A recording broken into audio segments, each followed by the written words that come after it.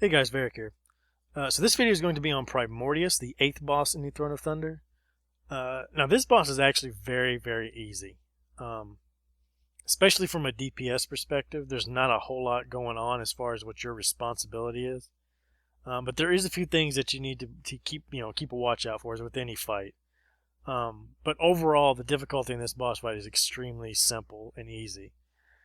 But there is a few things to keep in mind. So we'll go ahead and get started. Now, at the beginning of the fight, when your tank pulls Primordius, uh, feel free to throw like maybe a Serpent Sting or even a Black Arrow up on there if you want to. But don't blow all your cooldowns. The main reason being is that the Primordius has a buff on him called Mutated Abomination, and it's on him the entire fight. Basically, what this does is it reduces all damage that he takes by 75%. So there's really no reason for you to go all out at the start, as you're not doing your full damage. And this kind of becomes the main mechanic of the fight. If you notice around the room, there's these little blood pools. After the fight starts, after a few seconds, these little ads will spawn from these blood pools called living fluids. And these will become your primary focus as a DPS for this fight. Now, each time you kill one of these living fluids, one of two things are going to happen. Either it's going to spawn a mutagenic pool, which is like a little red bubbly pool, or a harmful purple kind of pool called a volatile pool. If it's the purple pool, you don't want to stand in it. Just move on to the next living fluid. However, if it's the red bubbling or the mutagenic pool, you definitely want to run over this. Reason being is you'll gain one of 4 buffs when you step on this puddle. These buffs are called Thick Bones, Clear Mind, Improved Synapses, and Keen Eyesight. And they improve certain stats. For instance, Thick Bones will increase all your stats by 5%. Clear Mind will give you 10% increase in Mastery. Improved Synapses will give you 10% increase in Haste. And the Keen Eyesight will give you 10% increase in Critical Strike. Now, it's completely random which of these you will get when you step on the mutagenic pool, so you have no control over that. You can't just stack like all crit or all haste. You don't have any control over that. The goal is to gain any random 5 stacks of these buffs, meaning, say for instance, you've gotten 2 stacks of Thick Bones, 2 stacks of Clear Mind, and 1 stack of Improved Synapse. That qualifies as 5 stacks. When this happens, you will be gaining a buff called Fully Mutated. This allows you to do the full 100% damage on the boss. You'll know when this happens. It's pretty clear. You'll turn into kind of a giant Sayrock, or the like little lizard guys. So you can't really miss it. This is the point where you want to start blowing all your cooldowns. However, ideally you want all your DPS to become fully mutated before you start doing things like heroism and bloodlust and all that kind of stuff. Just communicate with the raid letting you know that you've became fully mutated, and when you hear the last of the DPS that become fully mutated, go ahead and call for heroism and bloodlust, and then you can unload on the boss. Excuse me. Now this fully mutated buff lasts for 2 minutes, so you have plenty of time to get through all your cooldown stuff. So don't feel too rushed until everybody's gotten the buff. Now there are a couple things to keep in mind when you're fully mutated. The most important being, as you're fully mutated, there may be some random damage going around, and you may see some of the living fluids that get killed will leave the pools on the ground. You do not want to run over these pools as you're fully mutated.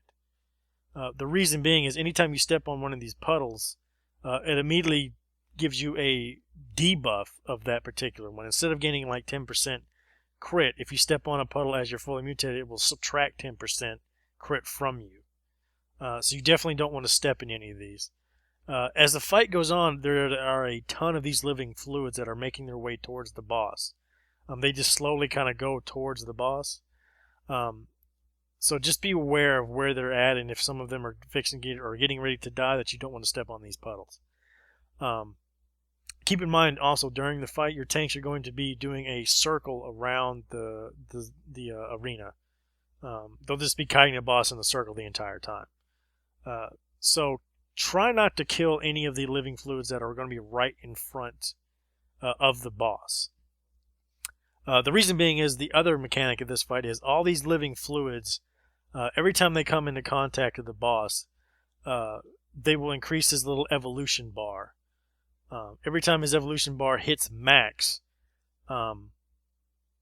he will also become evolved. Each time that he becomes evolved, or every time he gains a stack of evolution, he gains one of 6 abilities for each stack, up to 3. What I mean by that is when he reaches his first bar of evolution, he will gain 1 of 6 abilities. These 6 abilities are Ventral Sacs, which is kind of like a raid-wide AoE damage. There's not a whole lot you can do about it. It's just something your healers are just going to have to heal through. Caustic Gas is kind of like a 25-yard radius around the boss. Does a pretty decent amount of damage. However, it gets split the more people that are in that 25-yard radius. It's kind of evident when he does it. It's like a ring of gas. So if you're kind of close by and you can hop in and kind of help with the damage, go ahead. You don't want to have 1 or 2 people in there because they'll probably die. Acidic Spines, he'll just target some random raid members with it. It does deal damage within 5 yards, so if he's got this ability on him, just try to stay a little spread out unless you have Caustic Gas, in which case you want to kind of collapse into the ring and then spread back out again. Another one is Metabolic Boost. This one increases attack speed by 50%, and would also increase the cooldown of his other abilities by 50%. Or excuse me, reduce the cooldowns of his cooldowns by 50%. Erupting Pustules. He would just start throwing random projectiles at people in the raid around the room. Again, there's nothing you can really do about it. The most dangerous one out of the group, in my mind, is called Volatile Pathogen. Basically, this is a debuff that will get on you that will last for about 10 seconds. Now, this debuff will basically tick, I believe it's about 100,000 damage per second for 10 seconds. I think it does a little over 1 million damage. If you have this debuff on you, you need to call out to your healers, let them know that they need to focus healing on you for at least the next 10 seconds. With all the other random AoE damage going out, it's a good chance you may die if you're not getting a little bit of the focused healing. Now, as I said earlier, each level of evolution he gains a new ability, up to 3. You can only have 3 of the 6 abilities up at once. You can never have all 6. But they will rotate. So each time after he gets the first 3, he'll have a random of the 3 abilities, and by the next 4th evolution, one of the 3 that he's already have will just rotate into one of the other ones he doesn't. So the fight will kind of just go on that way, and he'll gain different buffs as time goes on. Like I said, the most dangerous one is the Volatile Pathogen. Just keep an eye on that if you have it on you. Now, once your 2 minutes are up, once you've lost your fully mutated buff, you're going to go right back again into killing the living fluids to gain the fully mutated buff again. However, at this point, there's probably going to be some random mutagenic pools on the ground, the beneficial ones, just due to random AoE damage or whatnot. So you might not have to kill 4 or 5 puddles like you did at the start. So you should get fully mutated the second time a lot faster. However, you still can get unlucky, and the ones that you have to kill, you may still get the volatile pools. It's just all random, and that's something I should mention. At the beginning of the fight, you could get unlucky and just keep getting volatile pools for like the first 2 or 3 adds. It's never going to be the same each time. I've had it happen to me a couple times where I've just gotten volatile pool, until I finally got the mutagenic pool. So it's kind of random. It's kind of frustrating too sometimes, especially if you're the last one trying to get the fully mutated buff, so everybody can do all their cooldowns and whatnot. But really, that's about it for the fight. Again, just keep in mind, watch out for the pools on the ground. When you become fully mutated, make sure you're not running over those. You don't want to gain any kind of a debuff or lose any stats from that. The Caustic Gas, if you see that, if he has that ability, just kind of collapse on him a little bit to make sure you disperse the damage. Volatile Pathogen, make sure you call that out to your healers so they can heal you for at least the 10 seconds till it wears off. But that's really pretty much it. Again, as far as like talents and stuff, Fervor's actually pretty strong in this fight because you definitely want to get the living pools down, and having extra focus for, say, like a few extra arcane shots or something is Probably going to do a lot more good than the dire beast, which because the living pools don't literally live that long, you're not going to gain the maximum benefit of it. But really, that's pretty much it. And the other talents that you decide to use is kind of up to you. It's kind of a judgment call on you. For me, I like to park my pet on Primordius too. It doesn't do me a lot of good for my pet to keep going back and forth to the ads, and since they don't live that long, it doesn't make a lot of sense. But that's, again, if you're BM or something, that's probably going to kind of change your tactics on that particular issue. But that's pretty much it.